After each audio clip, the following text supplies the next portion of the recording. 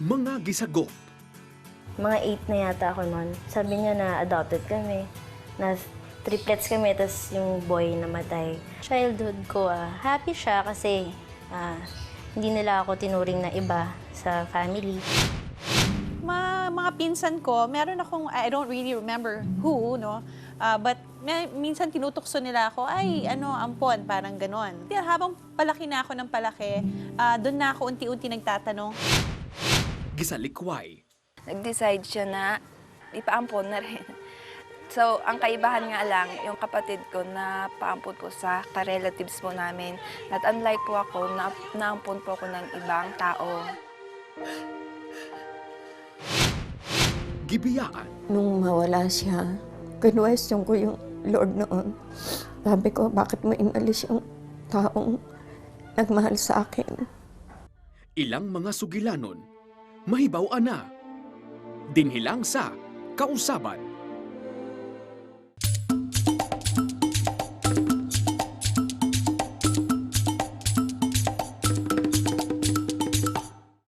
Asa man gyud akong tinuod nga ginikanan. Membro ba ka ako, aning pamilya ha? Gihigugma bagayod ko sa akong mga foster parents. Ako babakhang makita ng akong tinuod nga inahan or amahan. Kini ang mga tinuod na pangutana sa mga tinuod nga sinagop.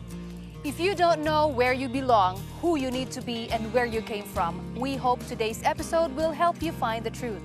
These were the very same questions going through the mind of Diane Balani. Unsa man gyud ang nilabaw siyang kasing-kasing, kalagot or pagpasaylo. Let's watch her story.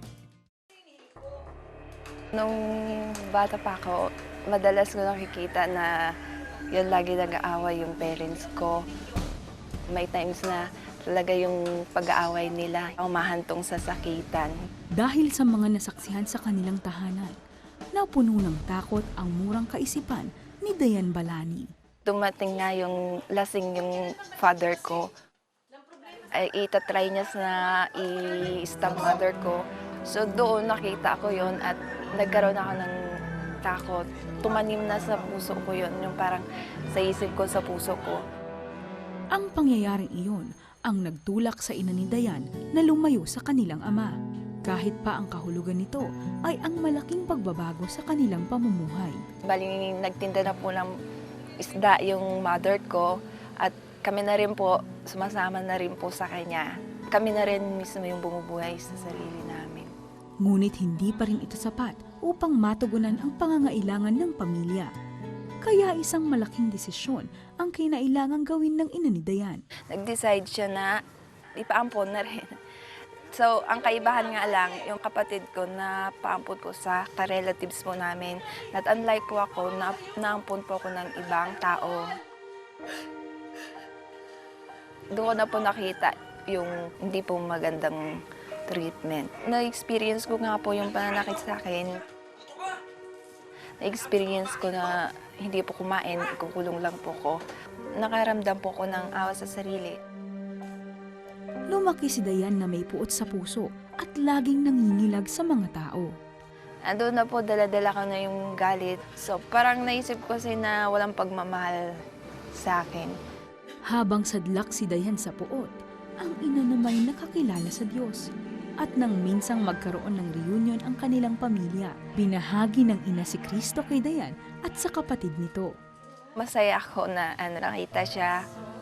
Nakikita ko na rin yung pagbabago po sa mukha niya na masaya na po siya kahit po ganon na yung nangyari. Parang nawala na po yung hirap sa kanya. Pinatawad ni Diane ang ina at nagpasya silang muling magsama.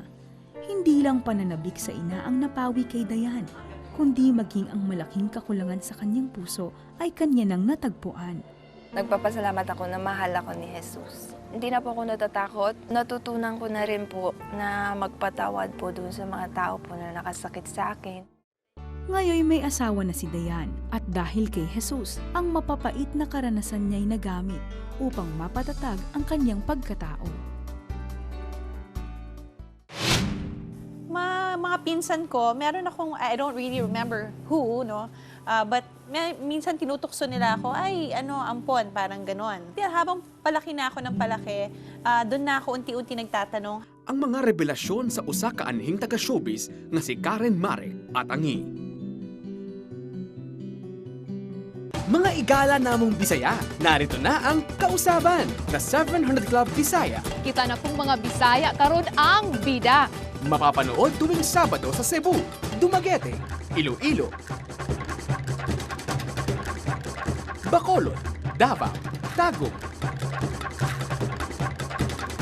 General Santos at Zamboanga. Tutok na and be inspired every week dahil Posible ang Kausaban.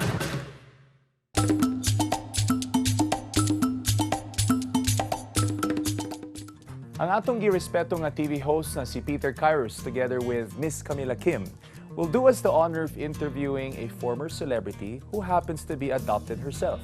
Ato kunong paminawan ang ilang panag-istorya together with Miss Karen Marek Atendido. Let's watch this. Who is better to discuss with us issues on belongingness, identity, and adoption than one who is adopted herself? Ladies and gentlemen, we are blessed. We are joyful to have with us former TV personality, a That's Entertainment alumnus, and now proud mom and wife, Karen Atendido. Welcome to the show, Karen. Hello, I'm so glad to be here. It's just really an honor to be here. Thank you. It's a joy. Tell me, Karen, when you first found out that adopted ka pala, what did you feel? Nagkaroon ka ba ng anger? Actually, nung maliit pa ako, I didn't really mind, but I know it was pretty... How old was that pala? When I started going to school. Okay. But So mga 5, 6, ganon. yeah, kinder. But the thing is, I was still using my real surname, and that's Marek.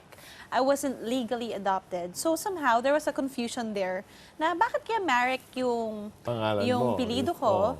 And then, every time they ask you to write down your parents' names, I Iba write yung- down yung iba yung- Benjamin Timbol and Shirley Timbol. Oh, So it's iba pretty yung family weird, right? name. So Oo. parang that time, I didn't mind talaga. So until habang palaki na ako ng palaki, doon na ako unti-unti nagtatanong, how come?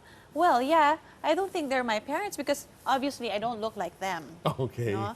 Although, yung mom ko mistisahin eh. So pwedeng, Yes. yeah, siguro somehow, baka mommy ko nga talaga siya. But still, I'm really confused about my surname because I'm using Marek then. So until mga pinsan ko, meron akong, I don't really remember who, no? But minsan tinutukso nila ako, ay, ampon, parang ganon. How did you feel?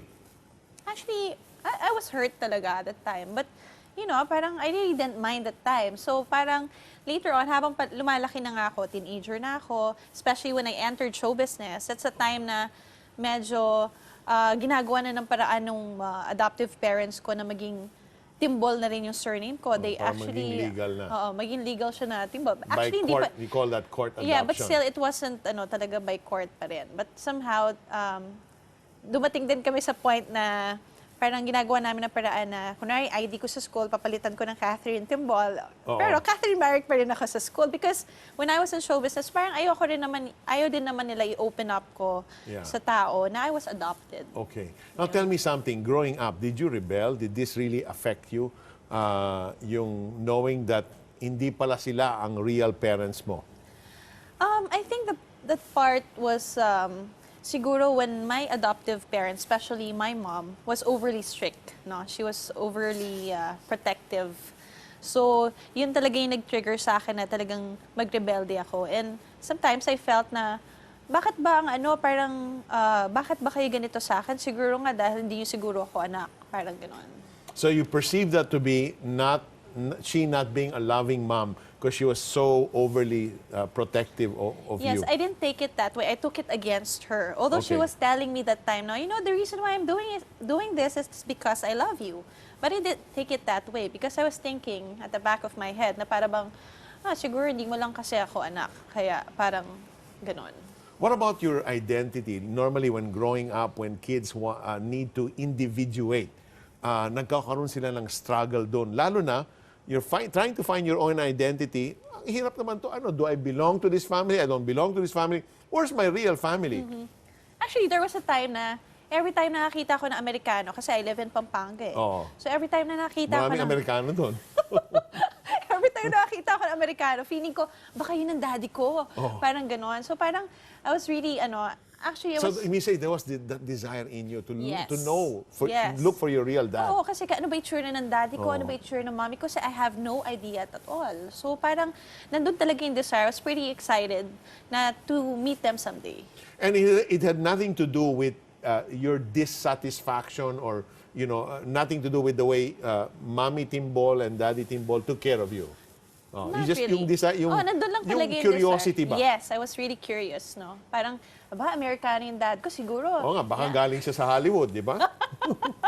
Now tell me, did you sometimes feel the need to prove something to people because adopted ka? Did you, like yung parang, did you feel that maybe your parents wanted, in order for you to be more acceptable to them or for you to win their love all the more, did you feel that pressure na kailangan ka perform? Yeah, I was trying to please a lot of people, especially my adoptive parents, especially my mom. Yun yung time na talagang pumasok ako sa show business and they liked it.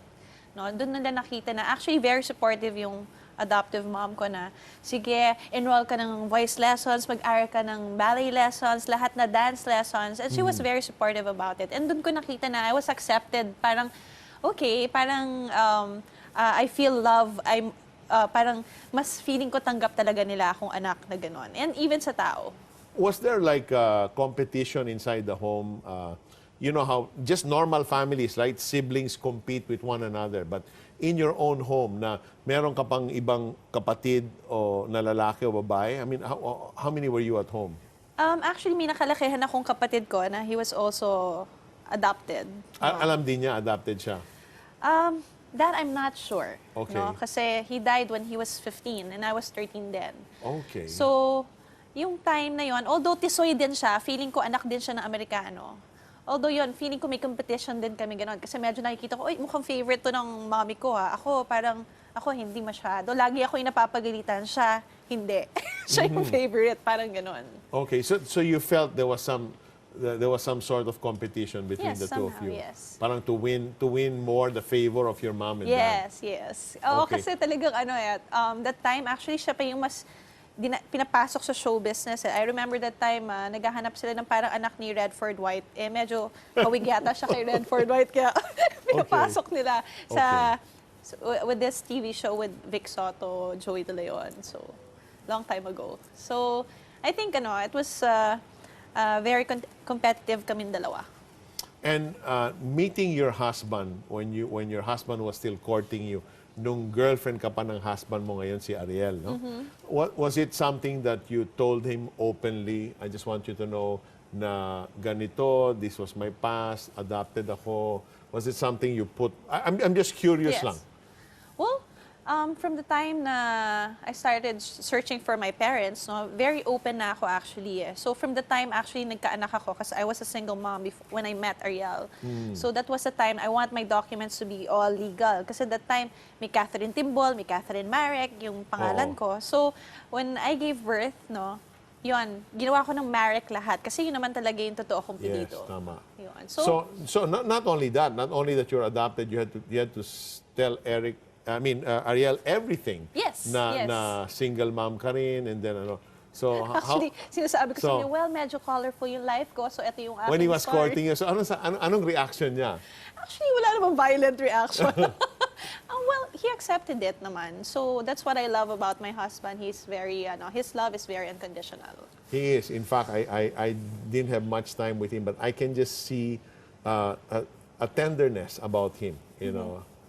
Kanina, I asked you tungkol dun sa curiosity mo na malaman mo kung sinong tunay ama at ina mo, no? Papayagan mo bang hanapin ng anak mong ampon ang kanilang tunay na ama, yung tunay na magulang nila? And will this help or just complicate the family situation? Up next, Karen will share with Camila her journey in finding her real parents. And this is a discussion you don't want to miss, kaya stick around. I heard about this lawyer. And then when I told him about my situation, he told me he would charge $20,000 to locate my parents. Wow. So sabi ko, wow, I can't afford $20,000 dollars that time. Malampuson ba si Karen sa iyang pagpangita? Atong hibaw-an, hapit na.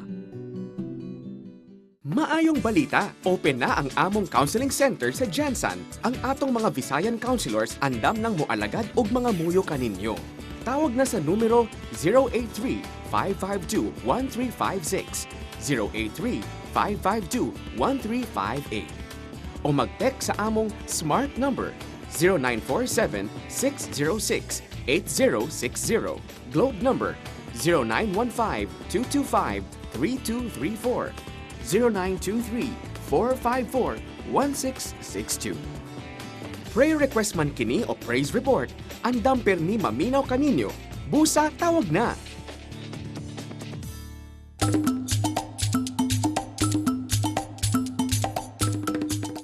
Still with us on the set to talk about the life of an adopted child is former singer and TV celebrity Karen Atendido, more popularly known as Karen Timbol. Hi, Karen. Hi, Camila. Welcome to the 700 Club. My pleasure.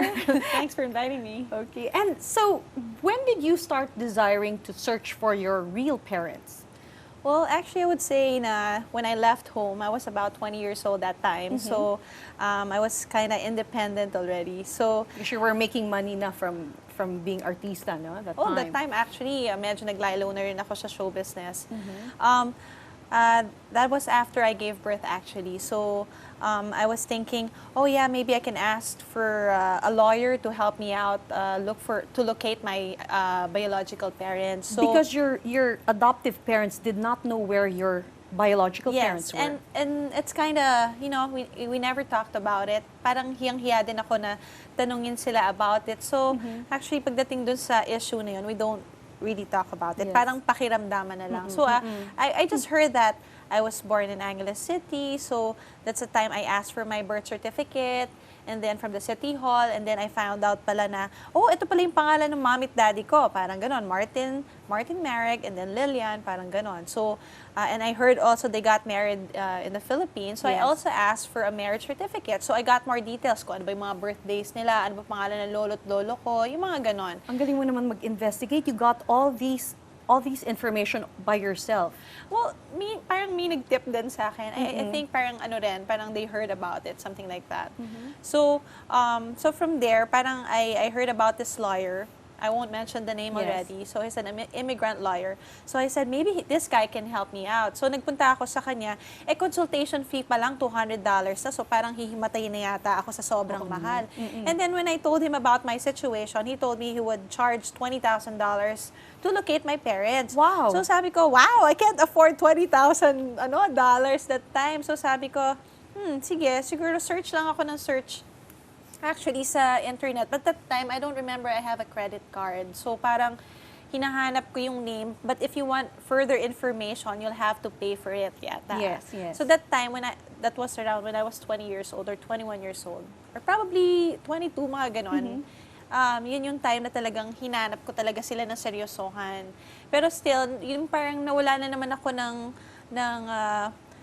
hindi naman gana, nawala na naman ako ng excitement lang siguro that time. Kasi I have to pay pa extra to get further information. So how did you finally find them? If, di ba, $20,000 ang mahal naman yun. Yun, what's amazing about it is talagang, nung time na talagang I went to the States, kasi that time I was with the Hot Dog Band. Parang ako yung guest artist nila. So we traveled a lot. We went to the US. So that time, I was in the US and then I went to my friend's house in San Francisco. Yes. So that time naman, talagang wala naman sa isip ko na hanapin ko yung daddy ko. Wala lang. Pero wala nakita, siya sa isip mo. Wala naman sa isip ko. Pero I was in front of the computer. So sabi ko, wow, ang bilis ng internet dito. Search ko kaya yung pangalan ng daddy ko. So ito na naman ako. Parang pumasok na lang siya sa isip ko na hanapin ko yung daddy ko. So I searched for the name, Martin Marek.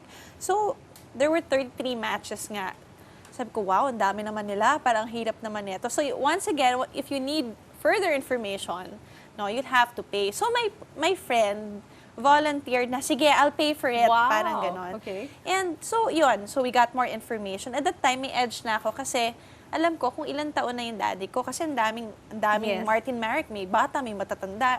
Meron yung So you narrowed it down. Oo. So, hanggang sa may nakita kaming 3 persons na the same age with my dad. So, yun nga. So, nag-search kami. So, at first, may tinawagan kami, tiga LA, pero hindi daw niya kilala yung mommy ko. Kasi I asked if, you know, a Lillian Marek or something. Sabi niya, oh, I don't know her. Parang gano'n. Sabi ko, baka dinideny lang niya or something, diba? So parang I was really shaking that time when, you know, when I was talking to that person. And then my friend parang went across a website na may band, a certain band called Firecats, Teasers and the Firecats. Parang ganon. So for some reason, may Marty Mars doon na we didn't know if that was my dad or ano, pero napunta siya sa website na yon. So ang ginawa niya, tinawagan niya, but that time, disconnected na yung phone niya. So, ang ginawa niya, tinawagan niya yung kabandmate. So, he pretended that he's a longtime friend from the Philippines. Yeah. So, yung kabandmate naman ng dad ko, binigay naman yung number niya. So, yun. So, finally, denial namin yung number niya. So, nung denial ko yung ano niya, as in, nagsishake yung buong body ko talaga. I was so nervous. Kasi natatakot na naman ako, mamaya ma-reject ako. Kasi, that time, meron isang singer din from the Philippines din na parang who was searching for his dad. And then, dinenay talaga siya. And makikita mo, magkamukhang-kamukha na nga sila, tapos dinenay pa siya. Parang gano'n. So ako, natatakot din ako, baka i-deny niya. I-deny nga ako. So finally nga, nung tumawag nga ako sa kanya, sabi ko, is this Marlon Wayne Marek? Ganyan-ganyan. Tapos sabi niya, yes. Sabi niya gano'n. Akala niya nga nung una, parang mga agent na tumatawag sa kanya. Buti na lang, in-entertain niya yung call ko. So, nung yung question na tinanong ko sa kanya na, did you ever know a Lillian Marek?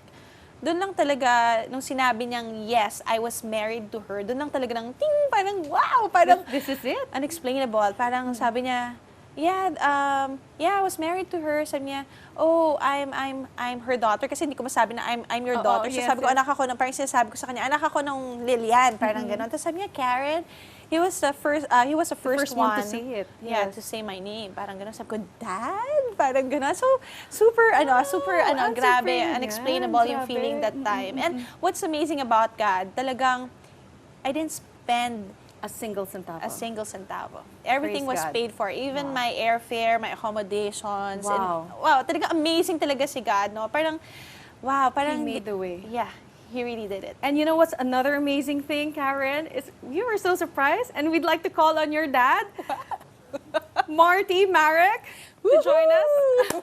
Hi, Marty. Oh, hi. Wow.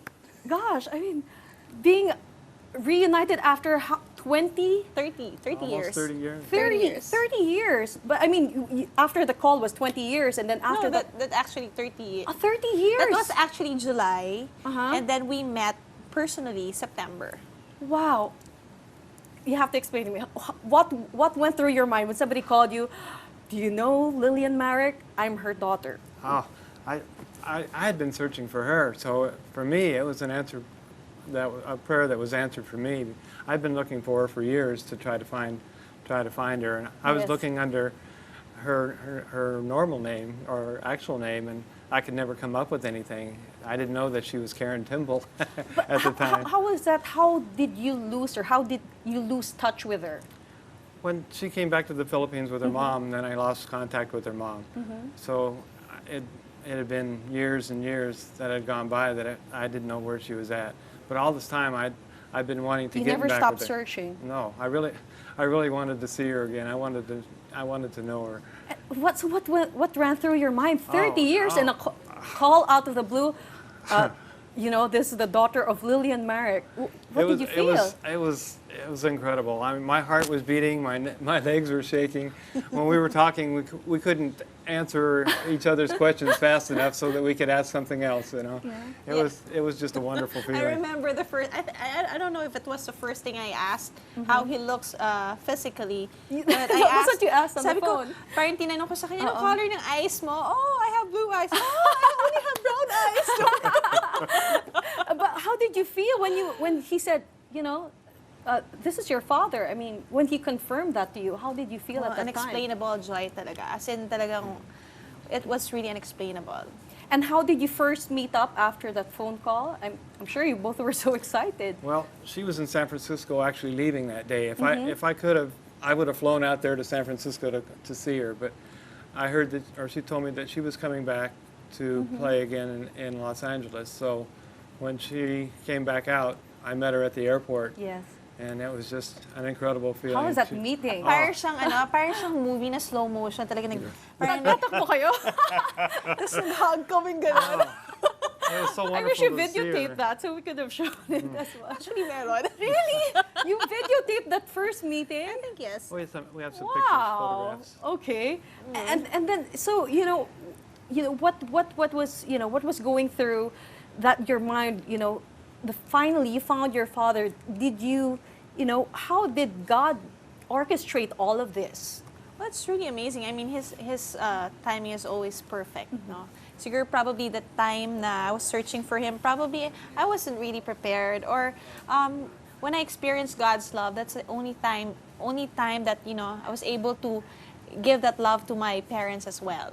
How did your parents, Daddy Timbol and Mommy Timbol, how did they react, when you found your real dad? Well, the Lord really asked me to rebuild my relationship with them and assure them that, even though I found my biological parents, Yes.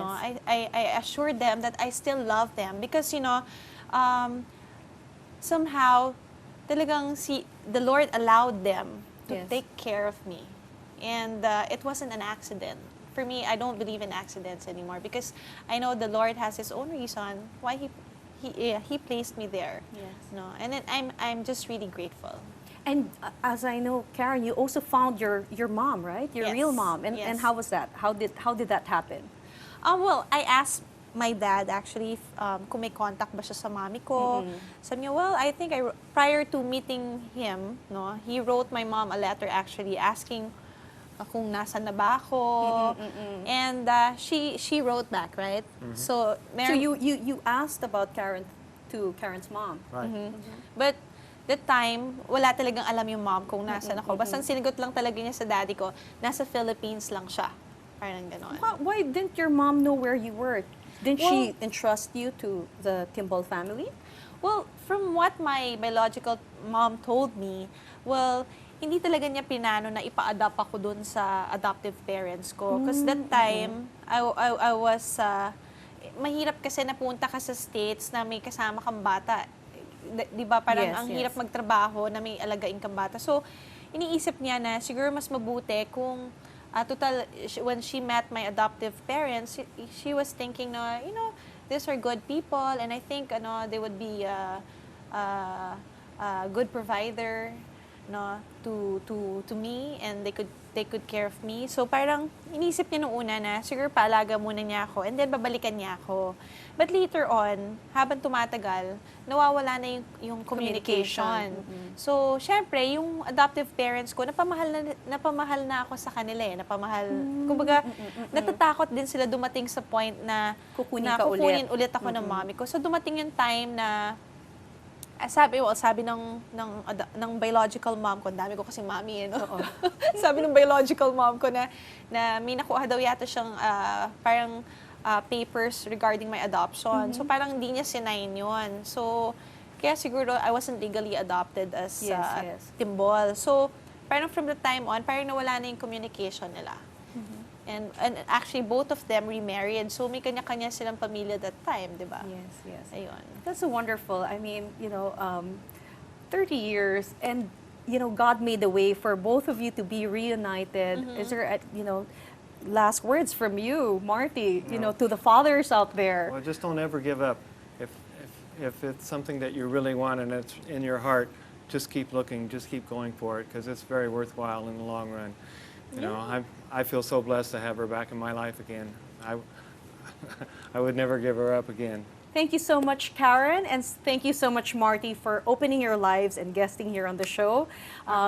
Your story is such a blessing, not only to us, but I'm sure to a lot of people who are watching right now. Namatyan og asawa. Nung mawala siya, kinwestiyon ko yung Lord noon. Sabi ko, bakit mo inalis yung taong nagmahal sa akin? Ang mga pag-angkon sa usa ka byuda, ang tibuok nga istorya mosunod na.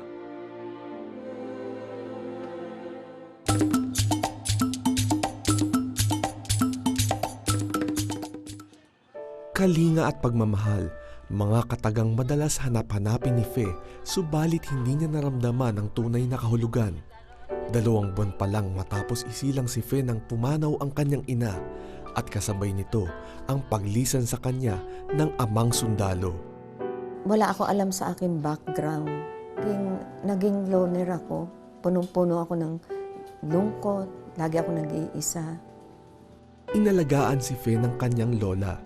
Sa pagpanaw niya ay napunta naman si Fe sa kanyang amain at dito ay nabago ang takbo ng kanyang buhay. May nakilala akong tao doon. May pinagsabihan siya na gusto niya ako makasama. Parang partner sa buhay niya. 19 anyos si Eduardo, ang taong nagka-interes kay Fe na noon ay 13 taong gulang lamang. Ni walang takot na basta na lang sumama si Fe sa lalaki. Yung pagsama ko sa kanya, para naghahanap ako ng magkikare sa akin. Kasi that time naman, sa age ko, ano ba malay ko na sa mga pag-ibig, wala pa akong alam doon.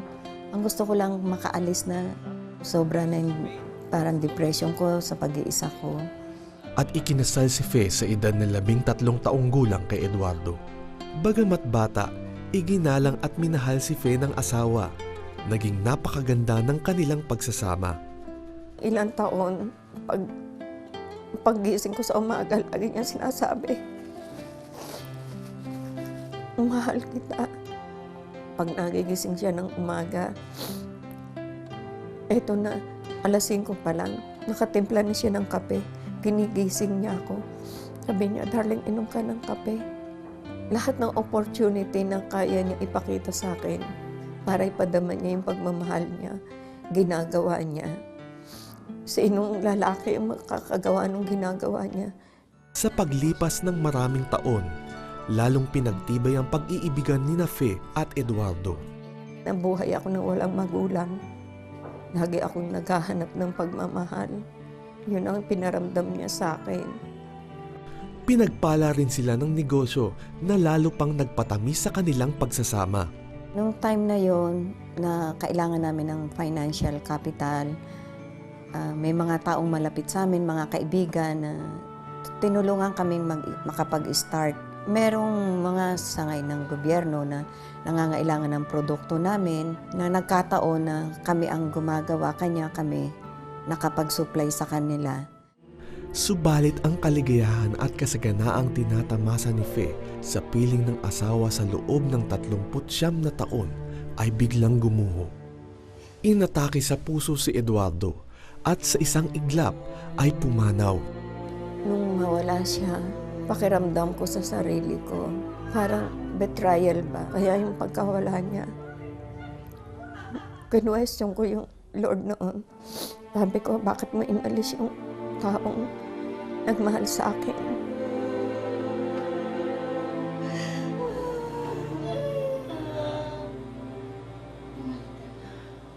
Ang kinalakihang takot ng pagiging mag-isa ay muli niyang naramdaman. Kasabay ng pagpanaw ng asawa ay ang pagguho ng hangaring mabuhay. Nakalimutan niyang meron pa siyang 5 supling na dapat alagaan at maging ang sarili ay kanya na ring napabayaan.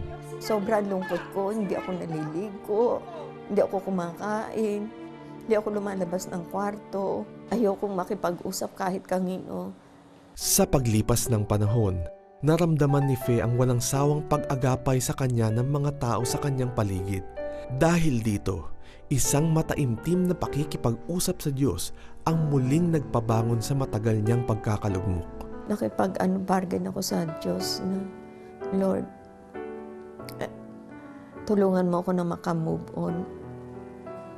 I want to be a better person. Kahit na nawala yung asawa ko, hindi mo pwedeng hadlangan yung gusto mangyari ng Diyos sa buhay mo. Ibinaling ni Fe ang atensyon sa negosyo at nakita niya ang katapatan ng Diyos sa kanyang buhay. Pinipilit ko makamove on, hindi lang para sa akin, kundi sa mga taong umaasa sa akin. Kailangan lang pakita mo sa Diyos na, Lord, here I am now. I am ready to receive your blessing more than I expect. At sa kanyang pagbangon ay isang pangako ng Panginoon ang kanyang pinanghawakan. Lagi kong nadidinig sa kanya, sinasabi niya sa akin, I will never leave you nor forsake you. Pwede kang dumepende pero panandalian lang yan. Hindi katulad ng Diyos. Natutunan ko sa lahat ng area ng buhay ko, dumepende na lang ako sa Kanya. You know what, partner, kaning gibati ba ni Fe? It's quite easy to relate to how she's feeling, kanang when you feel abandoned, when you feel rejected. Kaya I personally believe no nga dili ka necessarily biyaan sa usa ka person for you to feel abandoned. It is possible that a person will still be there in your life, but you will still feel rejected and abandoned at the same time. And now this brings me to that verse, to that comforting verse in Psalm 139, when God said nga, great are my thoughts about you. If you were to count them, they outnumber the grains of sand. So if kung imo gid nang i-embrace nga verse o ang iyahang promise towards you, nga kung ihapon mo ang balas sa dagat, no, that's how many times He thinks about you. And there's another verse in Zephaniah when He said, every time the Lord looks at us, He sings for joy. So that really means to say that there is no single point in our lives where God abandons us. Right. In fact, in the Bible, He would constantly tell us na, I will never leave you or forsake you. Well, probably it is people who leaves us, but then it is an assurance that God, not even 1 minute or 1 second in our lives, nga iyatang biyaan. So that's really amazing, no? That's true. God is close to the brokenhearted. And so for all our televiewers out there who feel like Fe, na medyo loner in town siya and wala siya anybody that she can turn to, the first person that you can always run to is in the embrace of a loving God.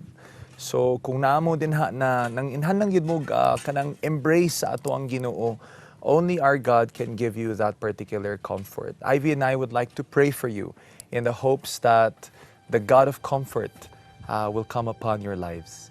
Father, in the name of Jesus, we thank you, Lord, for the life of Fe. And Father, we just ask, Lord God, na sa tanan na mo mga kaigsuunan, mga televiewers, Lord God, na ang ilang gipamati kay loner sila, wala sila kanang kadaganan din ha, Lord. Father, we pray that they will run to the shelter of the Almighty. Lord God, na imuha silang hagkan, Lord, sa imuhang love, ug imo silang hatagan og blanket of your love and your presence, Lord God. And thank you, Lord, that your word says that never will I leave you, never will I forsake you, Lord God. Among gi-hold on to ang imo mga promises, Lord God, para sa ato ang mga kaigsuunan, Lord Jesus. And I thank you, Lord God, that you are more than enough. You are more than enough, Lord God. You are the greatest companion that we can ever have. And Lord, you are our best friend. Thank you, Father God, for your promises, Lord, nga ikaw ang imong favor, Lord, ang imong eyes, Lord, are always upon us. And all we need to do, Lord, is really approach you with a humble heart. In fact, Lord, ning ingon ka sa Bible that walay tao nga ning duol sa imo, Lord, that was ever disappointed. So, Father, in the name of Jesus, I pray that this truth will speak into the hearts of people right now who are feeling rejected, feeling so lonely, and feeling so who feel abandoned, Lord, because you never abandon us. We thank you again, Lord, and this we ask in the mighty name of Jesus. Amen and amen. If you were blessed by that prayer that we just did, and naakay ka nang pamati nga peace and the joy of the Lord in your heart, please send us a positive response. We'd be so happy to hear from you. Palihog tag text nga oo, space, kausaban, and palihog tag i-send sa mga numbers that are flashed on the screens right now. We would be so happy to hear your feedback. Mga friends, in behalf of the Kausaban team, gusto lang namo mong i-assure nga wala gyud mo nag-inusara, no? So if doon na mo gi-undergo mga problem, it could be as simple as patching things up with a friend, or it could be something serious, life and death situation like cancer perhaps, or suicide. We're here to listen to you. You can always call our prayer center. Our counselors are on standby 24/7. Way tulganay ni sila nga maghulat og mo dawat sa inyong tawag.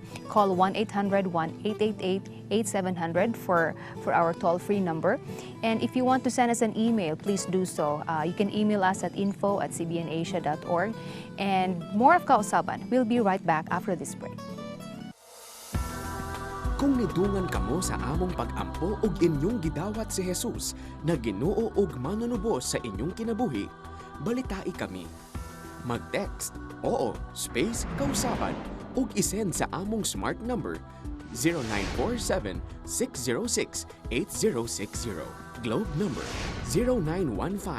0915-225-3234 ug sa Sun number 0923-428-2915. Nung binasa na yung last will, medyo, pero nagulat lang ako nung sinabi nila na adopted daw ako. Parang nag-flashback ako sa buhay ko na meron bang pangyayari na nung bata ako na bakit hindi ko na-notice na ampun pala ako. Mga tinuod nga gibati sa usa ka gisagop, hapit na.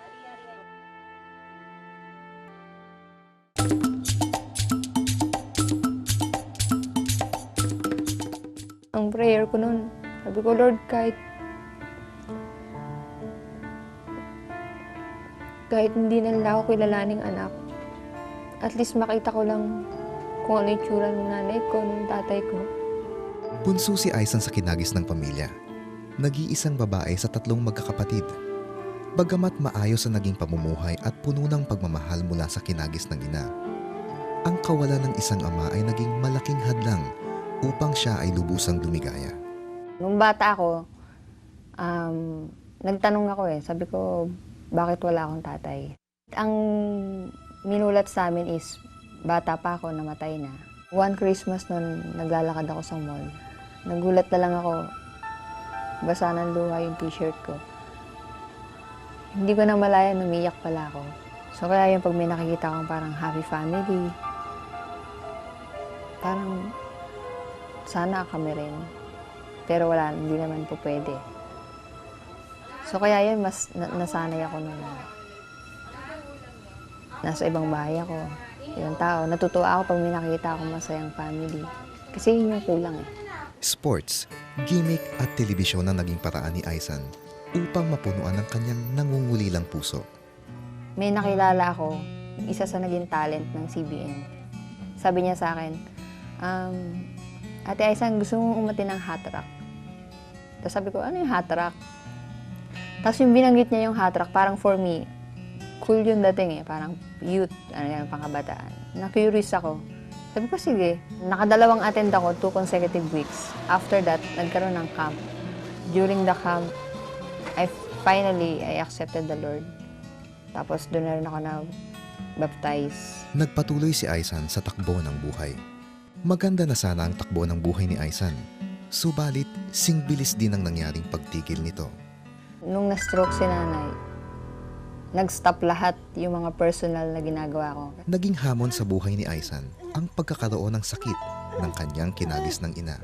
Anong pipiliin ko? Yung curricular activities ko ngayon na nagtatrack and field ako, na nasa Philippine team ako, or kailangan ko umuwi. Masakit man sa akin, kailangan ko umuwi. Umuwi ako nun sa Valenzuela. So, ginibab ko yung pagiging varsity ko sa college. Hindi na rin ako pwede sa Philippine team kasi hindi na ako makaka-attend ng training. Nakomatos si nanay. So, nandun na-confine si nanay sa PGH halos 1 month. Hindi ko nga alam kung paano kong kinaya yun Papasok ako sa school, tapos pagbalik ko, ako yung nagbabantay sa ospital. Tapos minsan lang ako humiling kay kuya. Sabi ko kay kuya, baka naman pwede, kuya, ikaw yung magbantay kay nanay sa ospital. Kasi kailangan namin mag-shooting, yung thesis namin. Tapos yun, natuwa naman ako, pumayag siya. So, nung natapos kami mag-shoot nun, pagpunta kami ng PGH, nagtataka ako kasi malinis yung kama ni nanay. So, tinanong ko yung mga doktor, sabi nila, hindi mo ba alam? Sabi ko, ang alin po? Nung una natuwa pa ako kasi sabi ko, bakit hindi na po ba kumatos si nanay? Pina-MRI niyo ba or pina-CT scan kaya wala siya? Sabi niya, hindi. Kanina pang umaga namatay na siya. So, gano'n na lang yung panghihinayang ko Sabi ko, Lord, bakit hindi pa sa tabi ko namatay si nanay? Bakit kung kailan wala ako, tsaka mo siya kinuha? Sabi ko, buti pa si kuya. Nandun siya sa tabi ni nanay nung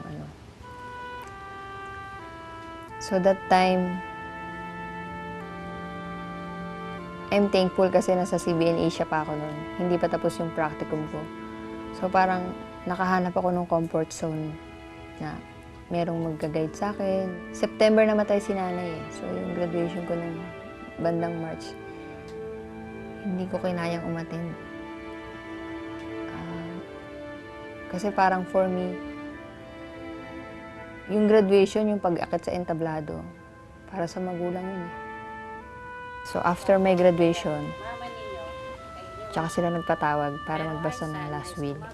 Nung binasa na yung last will, medyo okay naman siya when it comes to properties. Wala naman kaming problema magkakapatid. Pero nagulat lang ako nung sinabi nila na adopted daw ako. Partner, kung nahibawaan ni mo nga adopted ka ba, saka imong reaction, no? Well, siguro, no, this would imagine on partner, no? But then, I think I will really feel bad. I will start to question kung asa ko gikan, no? Ang siguro, ang unang musulod sa akong mind o is, kinsa magiging ang akong tinudanay ng ginikanan. I will really feel bad. What about you, partner? Siguro, partner, kung di ko Kristiyano, no, kanang maglagot ko because after all these years, magitago bitaw sa ako, But deep inside of my heart, I would also find a way to know who my real parents are. Pangitaon yun na ako, kung magpa-classified ads ba or unsa. But I will make it an attempt na pangitaon yun na ako because it's different magud kung nakay connections imo ang parents, di ba? I believe, partner, nga lahi-lahi ang reaksyon sa kada tao if they know that they are adopted. Depende po na silang relasyon sa Ginoo, no? Pero ato ko ning tan-awon ang istorya ni Aisan. Akong unsa iyang reaksyon pagkahibaw niya nga usaday siya ka-adopted. Nalulungkot din ako kasi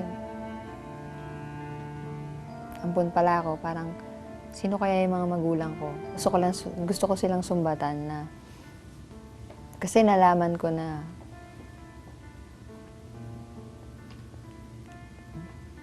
may nakakakilala pala dun sa tunay na magulang ko. And sabi gusto daw akong ipa-abort. So parang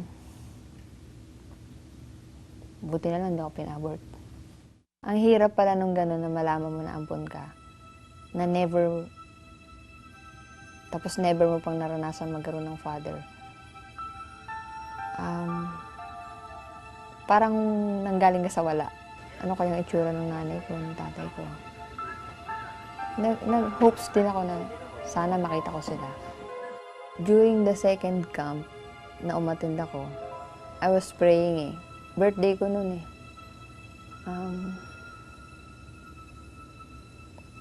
I was praying lang na sabi ko, Lord, pwede bang gift mo na sa akin ng makilala ko naman yung tunay na mga magulang ko. Nung kinausap ako ni Lord, na sabi niya sa akin, anak, tigilan mo na yung paghahanap sa tunay mong mga magulang. Nandito na ako eh. Ako na yung nanay mo. Ako na rin yung tatay mo. Just come to me.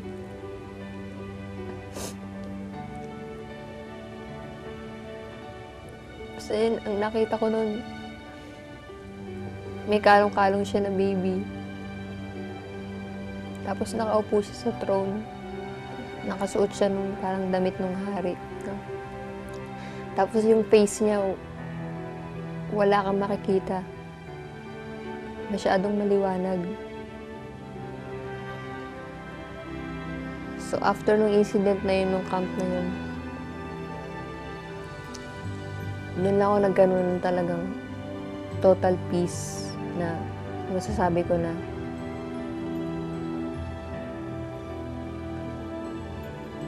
over na yung searching ko. That day, nag-decide ako na, Lord, no more reservations, 100% I'll give you my life. Pagka-uwi namin, after nung camp, nag-commit na ako sa ministry. Dinala niya ako sa Sidewalk Sunday School. And parang sabi ni Lord sa akin, nalulungkot ka, wala kang kapatid. O ayan, 100 bata, turuan mo. Dinala ako ni Lord sa medical missions.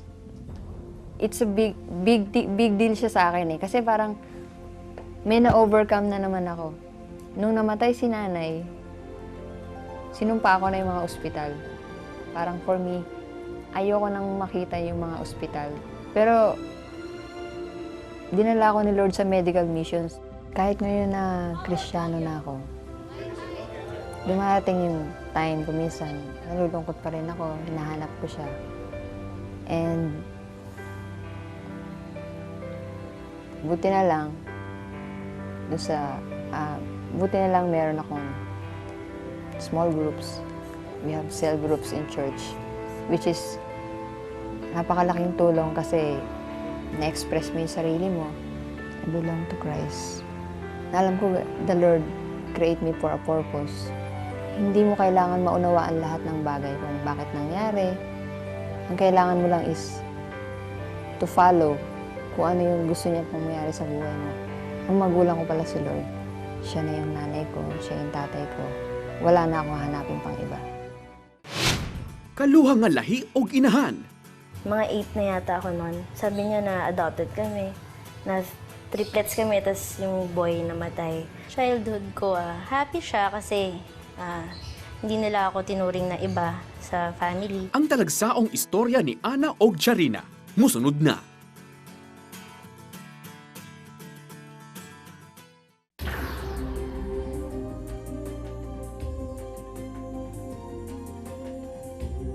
Even youths grow tired and weary, and young men stumble and fall. But those who hope in the Lord will renew their strength. They will soar on wings like eagles. They will run and not grow weary. They will walk and not be faint.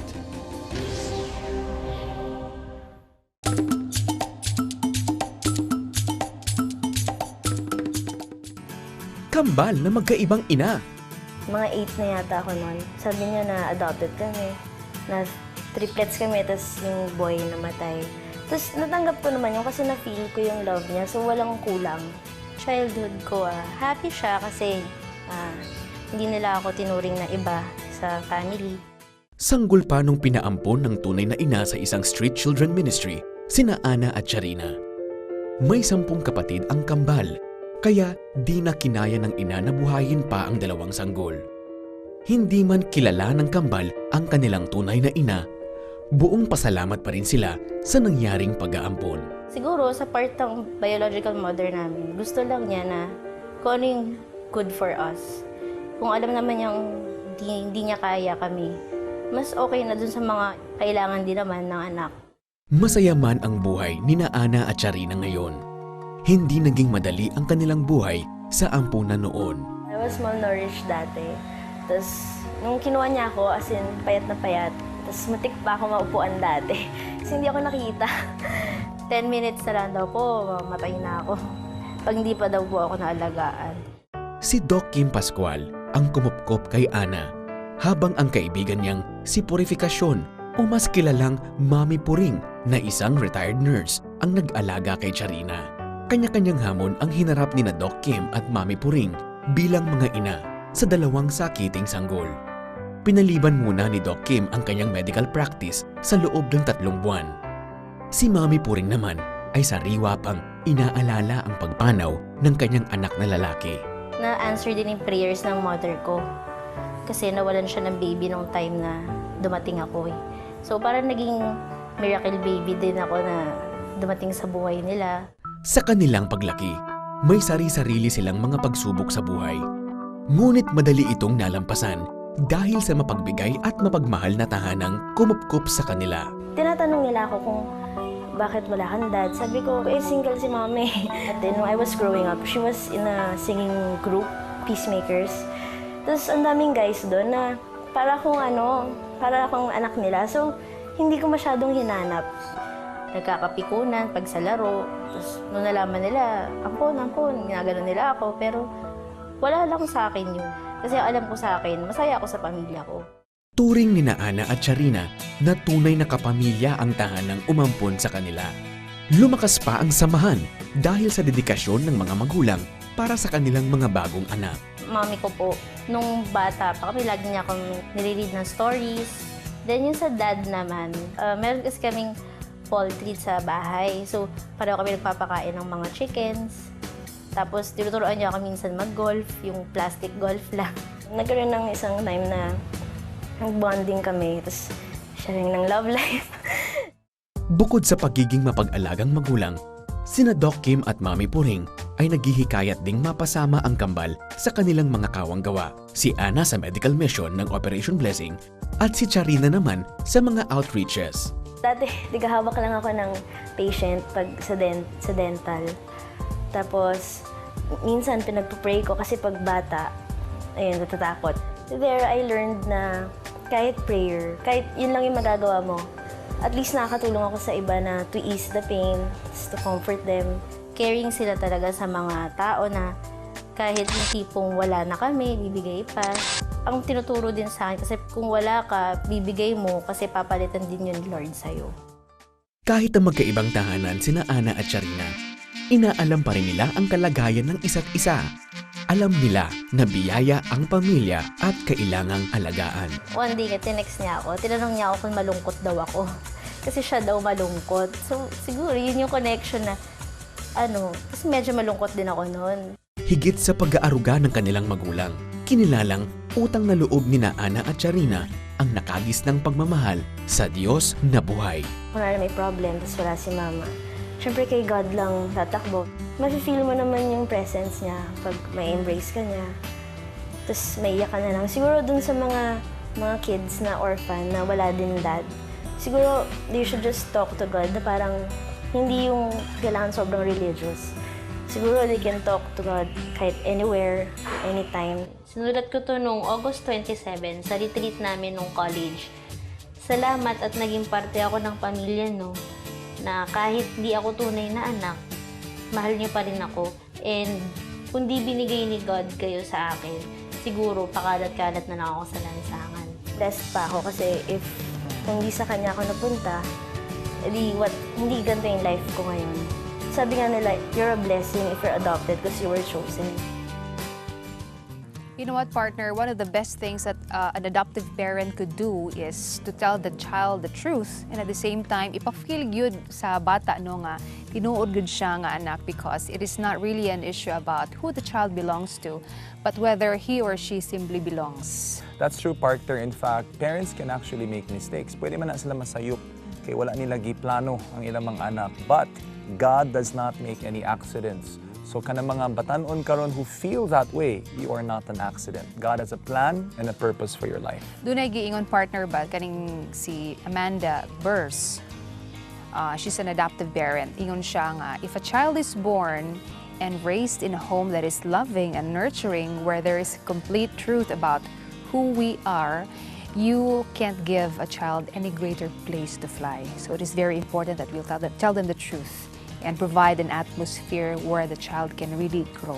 Magtuod jud ko ana, partner, apan ang best assurance nga kita isip mga anak kay tinuod yun nga gipangga, adopted man o dili, kay makita nato sa 1 John chapter 3 verse 1, which says, "How great is the love of the Father has lavished on us, that we should be called children of God, and that is what we are." And as the Purpose-Driven Life book puts it, your parents may have not planned you, but God did. This is Adrian and Ivy saying, no matter who you are or where you came from or what you did, God loves you. See you. Nagbuwag. We used to fight a lot. We didn't understand each other and siguro yung pride na rin. Nag-away. Nag-start na noon na pag nag-away kami talagang bugbugan na talaga.